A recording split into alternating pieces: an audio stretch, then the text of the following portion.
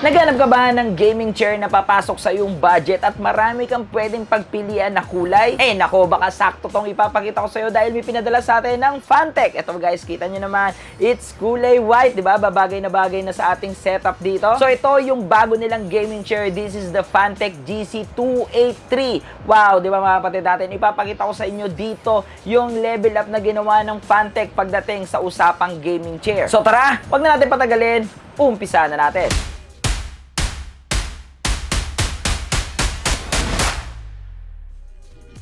So like what I said kanina, kung naghahanap ka ng gaming chair na maraming choices ng kulay, eh baka magustuhan mo tong GC283 ng Fantech. Dahil mga kapatid, available ang mga kulay nito: Crimson Red, Volcanic Orange, Sakura Pink, Mint Green, Navy Blue, Space White, at Midnight Black. Ayos na ayos, di ba? May 7 colors kang pwedeng pagpilian. Not unlike sa mga ibang gaming chair guys, specific yung color nila. It's black, blue, red, and that's it. Wala ka nang ibang pwedeng choices. Kung meron man, ito ay isa sa mga pinakamamahal na gaming chair mga kapatid, ang Secret Lab. Di ba? Sobrang daming pwedeng pagpilian ng kulay doon. Pero yun nga guys, sobrang mahal noon. So mga kapatid natin, ito ang Fantech GC283. So yung pinadala nila sa atin at yung na-request ko, this is the Space White. Napakaganda, sobrang solid. Natuwa ako dito sa Space White na to. Bagay na bagay sa setup ko. Ayos na ayos, di ba? Eh magkano naman yan, Boss Lucio? Baka naman sobrang mahal niyan. Hindi mga kapatid natin. Actually, para sa akin,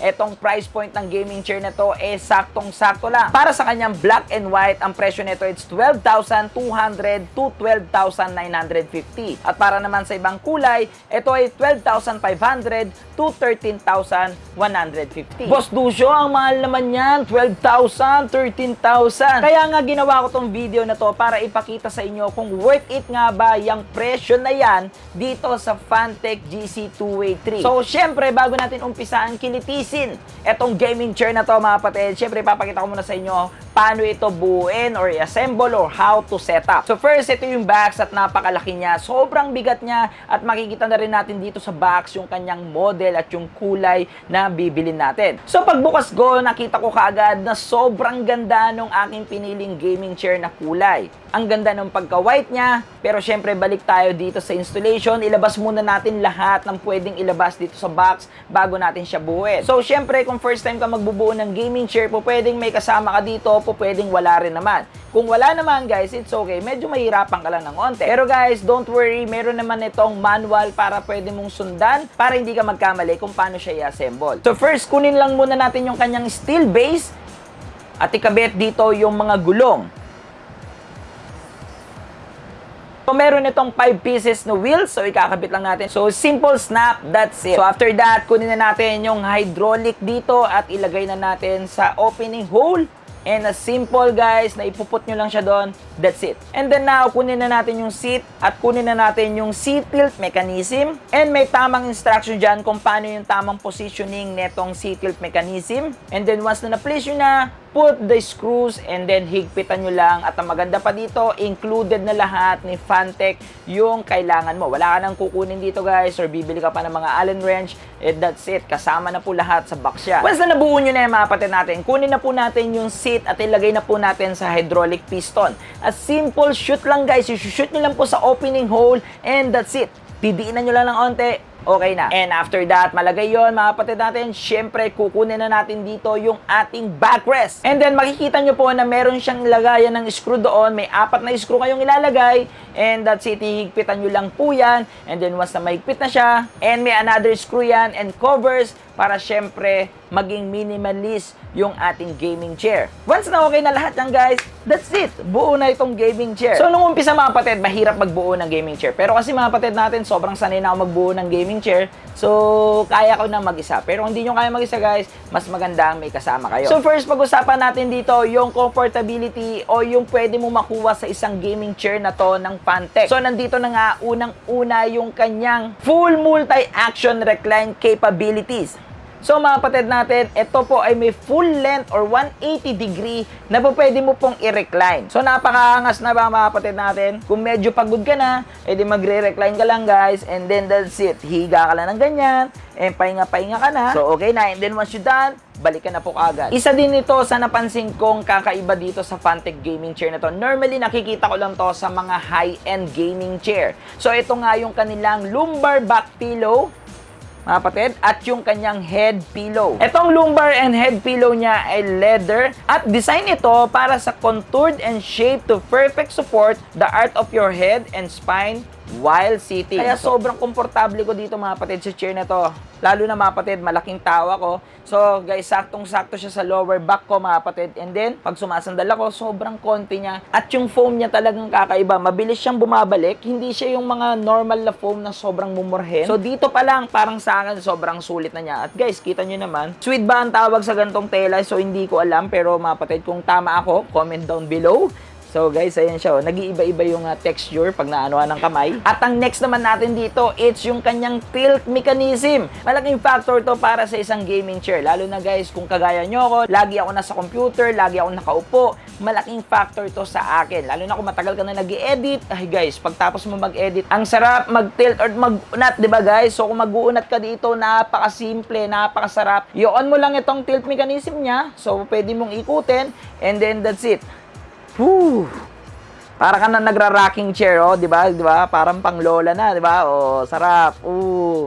Nakakatanggal ng stress, 'di ba? Normally, meron 'yan sa mga sobrang mahal na gaming chair, pero ito na nga si Fantech. Guys, nilagay na nila sa ganitong product yung ganitong features. So, para naman sa material na ginamit dito sa seat at backrest natin dito, ito'y ginamitan ng signature PU leather. Sobrang durable, soft, flexible, at waterproof. Wow, di ba guys? Pero syempre mga kapatid, ba't ko naman babasain yung gaming chair ko, no? Pero kasi hindi maiiwasan pag kumakain ka or umiinom ka ng mga soft drinks, guys, tumulo, di ba guys? So malabo naman siguro mabasa to, o malabo din naman siguro nag-gaming chair ka habang umuulan, di ba? Pero mga kapatid, ang maganda doon guys, meron pa rin siyang ganung features na waterproof. So means, easy to clean. Okay? Pag mga ganyan yung mga gaming chair natin na may mga waterproof, easy to clean yan. Lalo na gumamit lang kayo ng mga microfiber na mga basahan, guys, and then punasan nyo lang. Guys, sobrang daling linisin. At mga kapatid natin, ginamitan nga nila ito ng signature PU leather. So, sobrang smooth niya, sobrang soft. Okay, less vibration siya mga kapatid natin. Kasi di ba pag may mga short tayo or may mga damit tayo guys na medyo madulas mga kapatid, dumudulas ka rin sa upuan. Pero ito mga kapatid, medyo kakapit ka talaga kasi nga leather siya. Pagdating naman sa foam niya, sobrang solid niya guys, sobrang lambot. Okay, hindi naman siya sobrang tigas. Sobrang komportable ka talaga dito sa gaming chair na to. And kanina, di ba pinakita ko sa inyo mga kapatid na meron siyang 5 pirasong wheels or yung 5 gulong na kinakabit sa ating steel base. So mga kapatid natin, medyo upgraded na rin po ito dahil guys, dati may experience ako sa mga lumang gaming chair na gamit ko. Eh pag maandar po ako guys, sobrang nag-i-stack up po yung mga gulong mga kapatid. Or kung gusto ko pumuntang diretso guys, tumatagilid yung gaming chair. So mga kapatid, this GC283 upgradable na nga yung kanilang mga wheels. So meron na tong durable PU wheels to ensure the smooth movement in all direction and are friendly toward most kind of floor surface. So means mga kapatid, mapa-tiles, carpet, or vinyl, kung ano man yung klase ng sahig ninyo guys, sobrang smooth na pong i-drag or i-move netong Fantech GC283. So mga kapatid, hindi ako ganoon ka-familiar sa mga hydraulic mga kapatid dahil syempre it's more mechanism. Pero guys, nag-research ako sa mga class ng mga hydraulic piston. So this Fantech GC283 ay meron itong class 4 na hydraulic piston. And then guys, one of the best piston mga kapatid natin yan pagdating sa hydraulic. So pag naka-class 4 hydraulic piston ka na, meron itong consistency, stability, and safety. At meron itong mas wider range or mga kapatid natin para sa mga different height ng tao.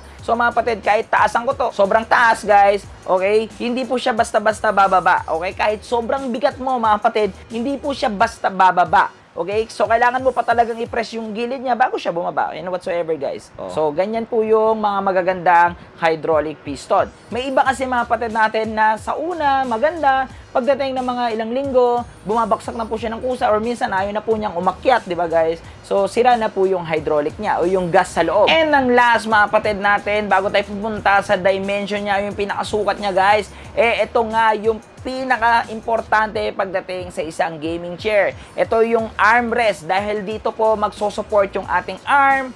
And then guys, syempre pag pangit yung ating positioning ng arm, mafe-feel nyo pong mamamanhid yung mga kamay ninyo. Nabasa ko lang yan sa Google guys. Okay? So mga kapatid, pero na-experience ko na po yung guys, namamanhid po yung kamay ko sa sobrang tagal ko po nakaupo and then my feet. So guys, malaking factor talaga yung mga ergonomic chair and then gaming chair kung ganito yung klase ng trabaho mo. Meron itong advanced, precise 4D armrest. So, bakit tinawag na 4D? So, mga kapatid natin, meron itong 4 na dimension na galawan. Okay, guys? Okay, yun yung ibig sabihin ng 4D. So, first, pwede mong i-up and down or taasan ang iyong armrest. Second, pwede mo siyang i-move forward, backward. Third, pwede mong lakihan yung range niya papunta sa right or liitan papunta sa left. And yung last, pwede mo siyang i-twist pa left and then pa right. So, malaking factor yan, guys, pagdating sa mga armrest. So, guys, iba-iba mga positioning ng ating katawan. Okay, may iba, medyo pabuka yung kamay. Diba, yung iba gusto straight. Yung iba naman gusto mas mababa. Yung iba, guys, gusto mataas. Guys, ito ang kailangan nyo, ang 4D armrest. So guys, yun yung ibig sabihin ng 4D. Okay? 4 na klaseng galawan na po pwede dito sa gaming chair na to.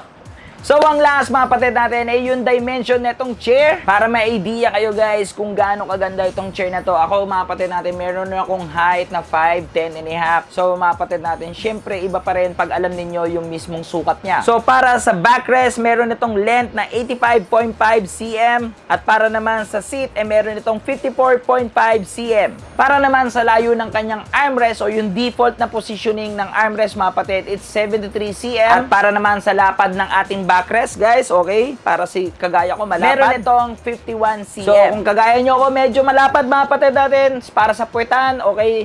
Para syempre swak na swak pag upo mo. Meron lapad itong seat na to ng 49.5 cm. And para naman sa kanyang steel base, meron itong 67 cm. Para naman sa height nitong chair na to from the floor base, para sa default ng hydraulic guys, o yung pinakamalalim mga kapatid, meron itong 38.5 cm up to, pag tinaas nyo siya guys, hanggang 44.5 cm. So, yun po yung maximum na taas ng hydraulic piston niya. So, para sa akin guys, medyo mahaba yung aking leg. Ang gagamitin ko dito guys, it's yung pinaka-todo. The 44.5 cm guys. Pero may iba mga kapatid natin, no, gusto nakalutang yung paa nila. May mga ganun eh. So, kung gusto niyo guys, itodo nyo lang siya and then nakalutang na yung paa nyo, di ba? So, yan mga kapatid natin ng Fantech GC283 gaming chair. So mga kapatid natin, puntahan lang natin dito yung aking small verdict mga kapatid. So again, para sa presyo niya, so yan po mga kapatid natin para sa white and black and then para sa other colors. And kung gusto niyo pong bilhin yan, again, nasa description box lang yung kanilang link para di na kayo maligaw at bibili nyo na lang. So first na akin masasabi dito guys,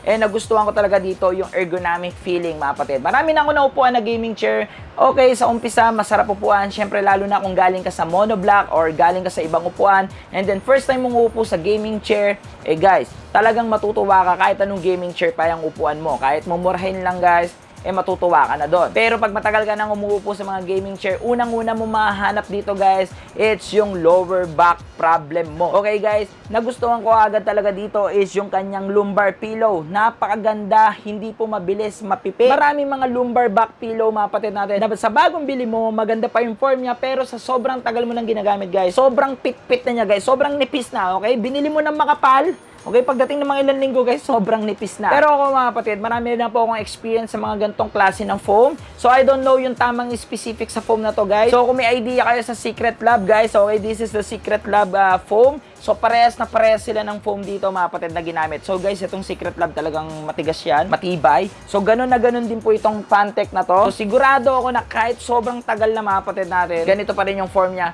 At napakaganda dito nung design niya. Saktong-sakto siya sa likuran ko para sa aking lower back. So, isa yan sa hinahanap ko pagdating sa gaming chair. Pangalawa, mga kapatid natin, it's yung armrest niya. Dahil nga meron itong 4D, mga kapatid natin, depende kasi ang positioning ng kamay ko. So, kung nag-e-edit ako, guys, normally nakaganto ako mag-edit. So, kailangan ko ng mas mataas na armrest at guys, mas sarado na elbow rest, okay? Para talaga guys, yung kamay ko para sa editing, hindi po ganun napapagod. Pagdating naman po sa mga FPS games, mga kapatid, gusto ko po ng wider range, okay? So, ibubuka lang natin yung armrest, and then mga kapatid, makapaglaro po ako ng mas maayos, okay? Malayo po yung mouse, and then yung aking keyboard. So, malaking factor sa akin, yung may mga 4D armrest. So, next mga kapatid natin, is yung hydraulic piston niya. Marami na po akong gaming chair na nasubukan, na sa umpisa mga kapatid, okay yung hydraulic, and then mga kapatid natin, mararamdaman nyo po na nag-i-stack up or bumababa. Alam nyo na ibig ko sabihin, hindi suwabe, hindi smooth yung pag-angat niya o yung pagbaba ng hydraulic. So this is a class 4 na mga kapatid natin, and then search nyo sa Google kung ayaw nyo maniwala sa akin, the class 4 hydraulic guys, yan po yung features talaga niya. Mas suwabe, mas stable, mas consistent. And para sa casters niya guys, or the wheel, mga kapatid, malaking factor din talaga to sa akin. Dati, wala akong pakialam sa gulong. Pero mga kapatid natin, nung nagkaroon na po ako ng studio, malaking factor sa akin ng mga gulong. Kasi kung may kukunin ako sa kabilang side, makukuha ko agad, and then sa kabilang side, and then pag umatras ako, and then pag umabante ako guys. So malaking factor sa akin yung mga gulong, mga kapatid natin, ng isang chair. So this Fantech GC283 is sobrang smooth. So good na good sa akin yun. Sobrang dami ko pang gustong sabihin na maganda dito sa Fantech gaming chair kasi sobrang laki ng level up na ginawa talaga nila dito. Pero mga kapatid, syempre hindi mawawala dito yung bad side ni Boss Lucio. Meron pa rin ako napansin dito mga kapatid natin na hindi pa ganun ka-perfect. Pero again, no one's perfect, okay? I don't know kung dito lang to sa product na naibigay nila sa akin, pero eto kagad yung napansin ko dito, yung pagkakulubot ng mga leather sa mga side or edges ng gaming chair. So malaking factor sana kung napaka-smooth nung pagkalagay ng mga leather guys. No, yung walang kulubot, 'di ba? Parang swabing-swabe siya. Parang finish na finish yung datingan. So yun lang talaga yung napansin kong mali dito sa gaming chair na to guys. Yung medyo kulubot yung mga leather para sa mga edge, okay, sa mga corners guys. Para sa akin guys, tinitignan ko yun. Kasi guys, napakaselan ko pagdating sa mga aesthetics. Kasi mga kapatid, alam nyo naman si Boss Lucio, mahilig magpaganda ng mga setup. Gusto ko talaga malinis, maayos, perfect mga kapatid natin. So yun lang naman yung nakita kong mali dito. Pero overall mga kapatid natin, or my final conclusion dito sa video na to, kung naghahanap ka ng gaming chair, again, na may different colors, okay, na babagay sa yung mga setup, this gaming chair is good for you. Super recommended ni Boss Lucio itong Fantech GC283. So again, nandiyan po sa description box yung link kung gusto nyo pong bilhin. And syempre mga kapatid, gusto pong magpasalamat sa Fantech sa pagpapadala nyo nito sa akin. At meron na po akong white gaming chair na babagay sa aking setup. So guys, ito talaga yung gusto kong chair, white, kasi white setup ako. So yun lang mga kapatid natin, kung gusto nyo pa makakita ng mga gatong content at lumawak ang yung kaalaman pagdating sa streaming and technology, guys, don't forget to like, share, and comment, and subscribe at yung maliit na bell para lagi kang updated sa lahat ng ating video. So again, I'm Lucio Teves, aka Boss Lucio, ang inyong stream coach para sa inyong mga stream and tech problem. Happy streaming!